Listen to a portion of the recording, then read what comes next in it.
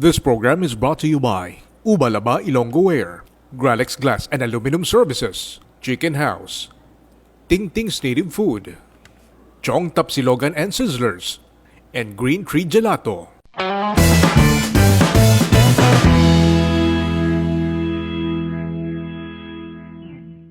And we are still with former Governor Rafael Coscolluela of Negros Occidental. We talked about impressions, but impressions are impressions. Your impression might differ from mine. Now let's go to figures. Since when gingamit ang Human Development Index as a gauge? Was it in the 1990s, if I'm right? I can remember sometime in the late 90s when we began referring to HDI to tell us how things were going. So you actually, when you were still governor... Yeah, there were talks about Human Development Index, look at indicators nila. And how do you find that as a measure? And unfortunately, it gives us the big picture, no? But it doesn't bring us down to where the problem is. No? In other words, it's useful to tell you, okay, this is where we came from, this is how we're doing now, no? In general terms. You have specific indicators, but now you need to ask yourself, okay, so the ining problema ni where do we need to go in order to begin effecting significant or relevant improvements in HDI where there is a real problem. So ang question naman per me at that time was, diin ang pigado, nga apigado sila, and how do we take them out of poverty?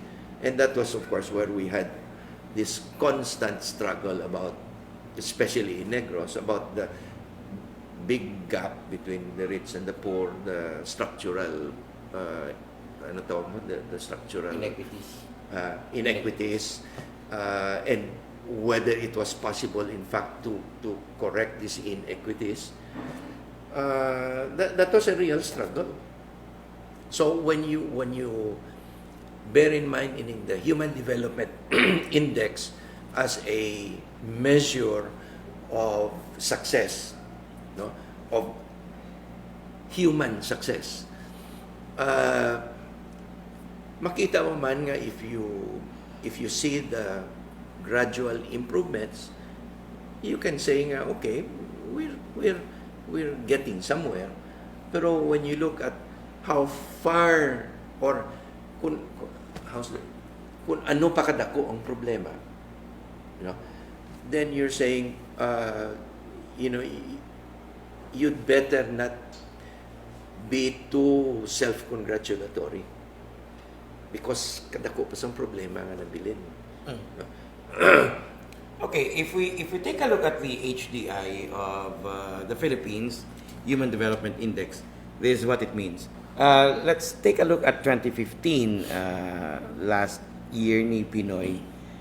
We were 115th out of 189. It's always 189 countries being surveyed. In 2015, we were 115. 2016, we fell to 116th. 2017, we went up to 113th. 2018, 106th. And 2019, same rank. Does this mean that things are improving under the Duterte government?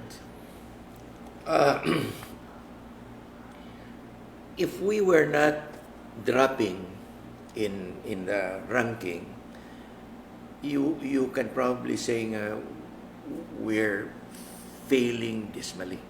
No? Every year we should be dropping. No? If you have the bare minimum of governance. Bare minimum. In other words, if you just have the bare minimum of governance, theoretically, supposed to be ma-improve gid yung HDI compared to other countries that have a bigger problem in terms of governance. But to be at that level, from 116, now you're down to 106, 107, what it's telling you is you are among the poorly developed nations in terms of HDI.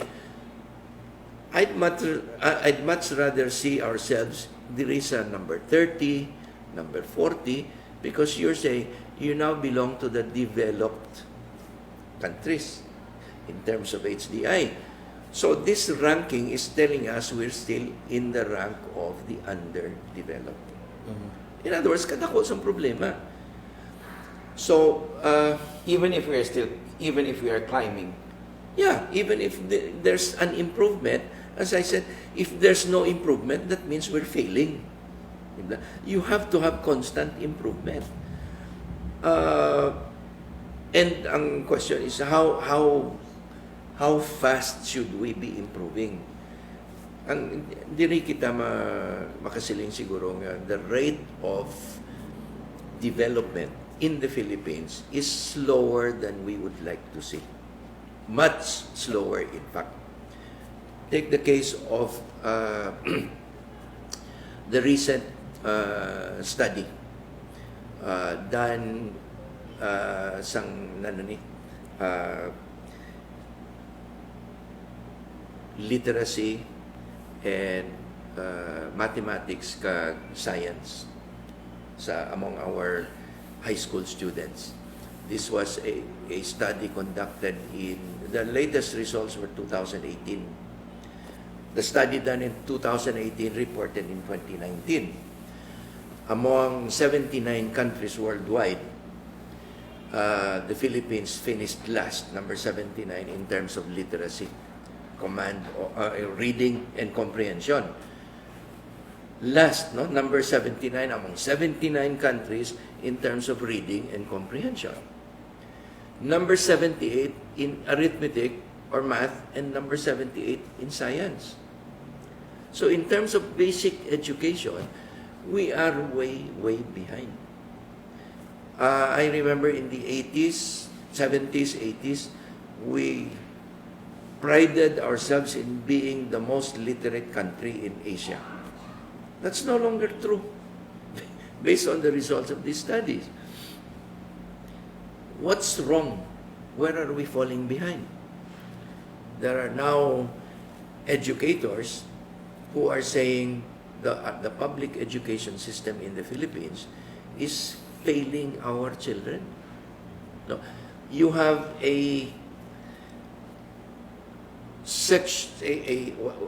you have one sector that is getting access to good education, and you have a bigger proportion of the population that is falling behind. No? So can you say that in relation to HDI, there seems to be some kind of incoherence? How can your HDI be improving when your education indicators dropping, are desperately low? and literacy is one of the major components in ranking HDI. Exactly. So, di na ang consistency, no? It's a cause for worry, and, my own personal concern is the administration, the national government, does not seem to be paying attention. You mean to literacy? May level of denial pa. No? Literacy, reading and comprehension. How can we be last among 79 countries? What is that telling us? Our high school students who were surveyed don't know how to read, or if they can read, they don't understand. No? But in fairness, or to put this in proper perspective, this was a random study. I mean, this is not a study of all the pupils. Random. So I'm not sure about how large the respondent base was, but since it's the same system used for the rest of the 79 other countries, then pareho ang imo comparison point. No? But when you are told that you are last among 79 countries in reading and comprehension, you have to worry. So where's our HDI? Gov, you mentioned kagina nga, institutions are failing, and then now, based on the numbers, though there's little to no improvement at all. Plus the literacy rate nga last kita. But supporters of the current administration are also going by another set of numbers, which are the surveys nga. They are trying to point out now, well, we are 89%. What about kamo? there seems to be an overwhelming, if you're going by the surveys alone, there seems to be an overwhelming support pa din for the president. How can we explain that kind of phenomenon? This is when I begin wishing I had taken psychology as a course. In order to be able to understand, to comprehend any phenomenon, you have to ask yourself, how is it possible for 80+% of the respondents of the country, as people will claim, to be, what was the question? As approval, no? High approval rating of the president. When in fact, when you ask during that same survey or in another survey, do you approve of the president's position regarding China? Do you approve of the president's position regarding so many other issues? And you will find that the majority do not. So when you ask them, do you approve of the China position of the administration? They'll say no. I forget what the figures are, maybe I think 60% or more. But when you ask them, do you approve of the president? They'll say yes. No? How do you explain that? I'm not equipped with the skill to psychologize, no? The respondent responses to these questions. But you have to begin asking yourself whether the right questions are being asked in these surveys. Because this is what may be contributing to this lack of coherence between one survey and another. And on the other hand, as Julius was saying earlier, perceptions. Mm-hmm. Your perception can be different from mine. And who's to say that you're right and I'm wrong? Di ba? So, the thing that is sad is when people say, you're wrong because you represent the 15%, and I'm right because I'm with the 85%. Di ba? Saan kita nag-develop sa munang attitude man? If there's one right person in this room and 100 wrong persons, that one person cannot be wrong. You know, I mean, the assumption being that he's right in the first place, no? 100 people saying he's wrong does not make him wrong. But ang kakatabo sa ato niya, I represent 85% that says it is right, you're only 15%, therefore you're wrong. As we have said, if you have Lito Coscolluela as your guest, you need more than one episode. True.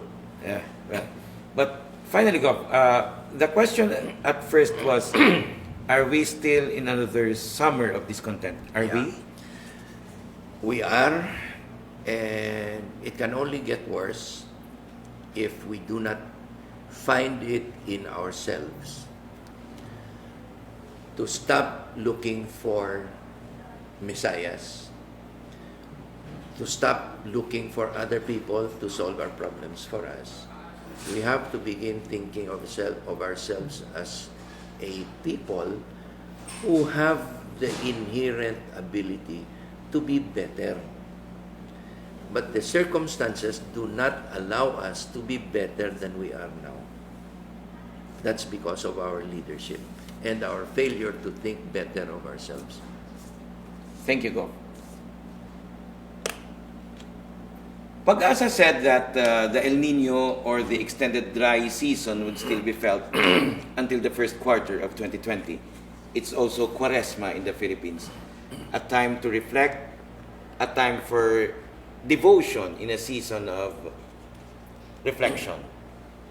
This has been Editor's Table. I'm Julius Mariveles. I'm Hannah Papasin. Have a good day.